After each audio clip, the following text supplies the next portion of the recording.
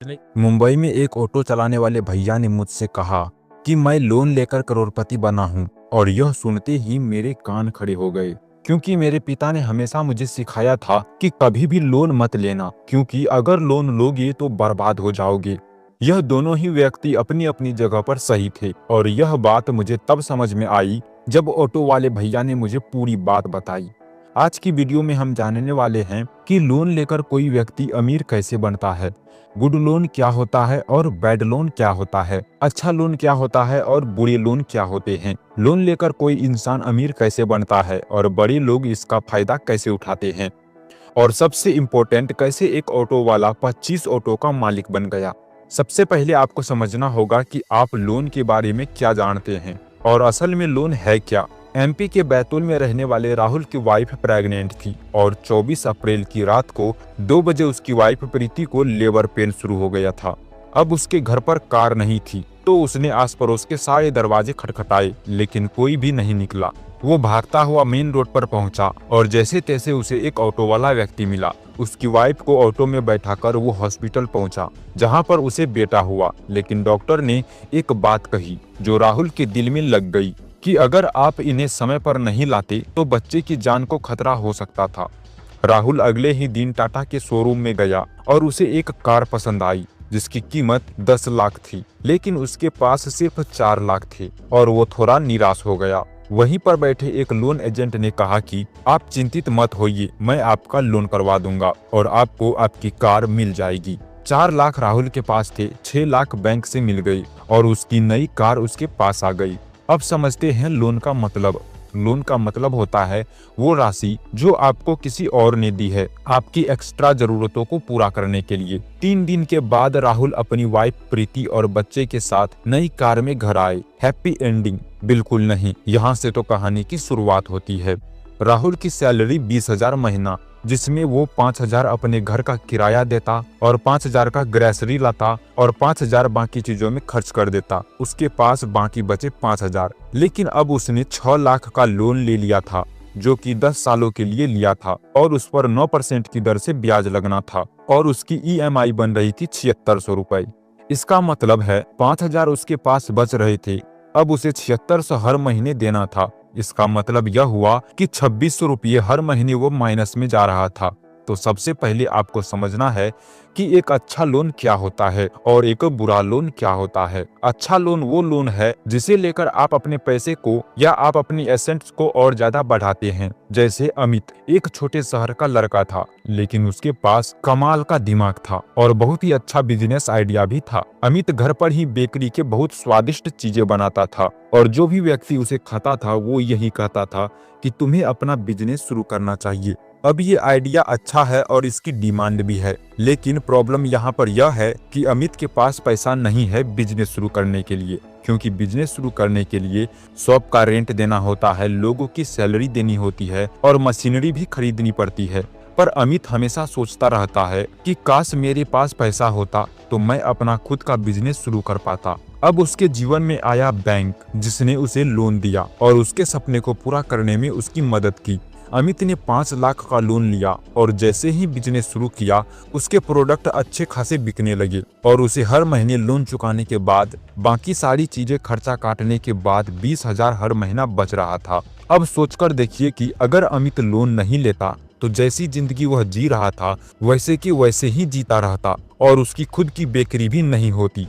अब समझिए कि बुरा लोन क्या होता है। वो लोन जो आपको कुछ देता नहीं बल्कि उल्टा आपसे और ज्यादा लेता है, इसे कहते हैं बुरा लोन। रोहित नाम का लड़का एक जॉब करता था जिसमें उसकी सैलरी बहुत ही एवरेज थी, लेकिन सोशल मीडिया देखकर उसके दिमाग में एक बात बैठ गई थी कि लग्जरी जिंदगी जीना बहुत जरूरी है और यदि आप लग्जरी जिंदगी नहीं जी रहे हैं तो लोग आपको रिस्पेक्ट नहीं करेंगे। अब वो लोगों की महंगी बाइक्स देखता, आईफोन्स देखता और उसके दिमाग में भी यह चलता रहता कि यार मुझे भी यह खरीदना है, अगर मैं खरीदूंगा तो लोग मेरी इज्जत करेंगे।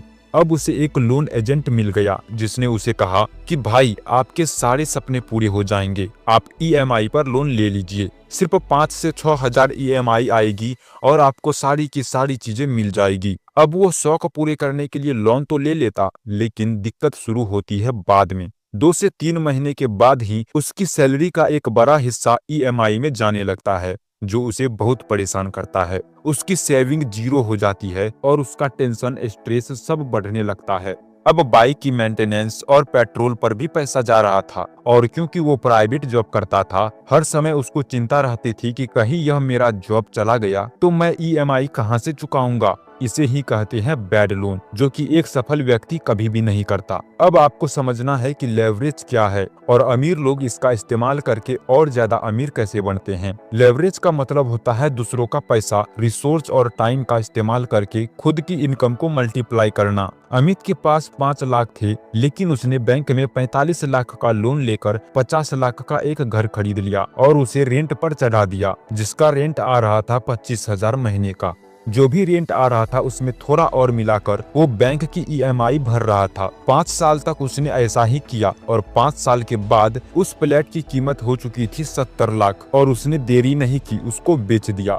अब यहाँ पर अमित को लगभग 20 लाख का प्रॉफिट भी मिल गया और बैंक का सारा कर्जा भी चुक गया। इसे ही कहते हैं लेवरेज से अमीर बनना।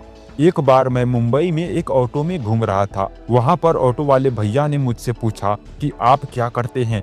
मैंने कहा मैं मोटिवेशनल स्पीकर और लाइफ कोच हूँ। उस भैया ने कहा मेरी स्टोरी भी बड़ी ही इंस्पायरिंग है। मैंने कहा वो कैसे। मैं उन्हें बहुत गौर से सुनने लगा। उन्होंने कहा कि मुंबई में मेरे 25 ऑटो चलते हैं और शुरुआत मैंने एक ऑटो से की थी। 1 सेकंड के लिए तो मुझे भरोसा ही नहीं हुआ, लेकिन जैसे जैसे कहानी आगे बढ़ी मुझे सारी बात समझ आई। उन्होंने पहले एक ऑटो लिया जो वो खुद चलाते थे। उसके बाद उन्होंने लोन पर एक और ऑटो लिया जो उनके भाई को चलाने के लिए दे दिया।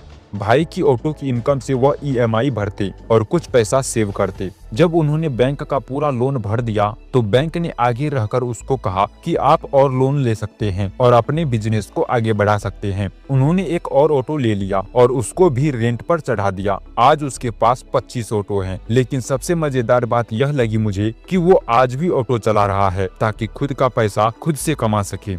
अब आपको समझना होगा कि गुड लोन में कौन कौन सी चीजें आती है जो आपकी एसेट्स बना सकती है, और बैड लोन से कौन कौन चीजें आती है जो आपकी लायबिलिटी बन जाएगी और आपको बहुत परेशान करेगी।